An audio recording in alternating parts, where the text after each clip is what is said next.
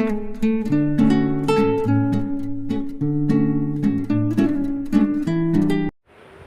Friends, चलतु आज बनैबा बंधाकोबी माछ मुंड छिंचड़ा।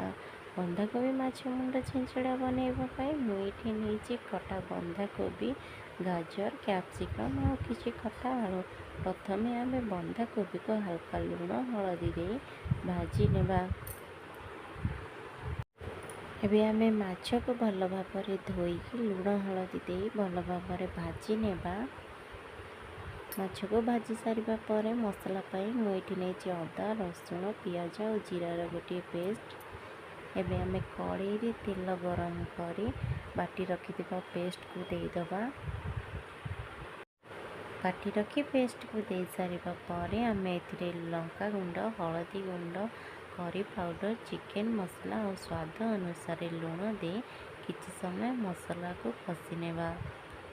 मसला टिके भल भाव कषि जावा परे आमे एथिरा काटी रखिथिबा टमाटर को देदबा। मसला भल भाव कषि जावा परे आमे एथिरे भाजी रखिथिबा बंधाकोबी को देदबा।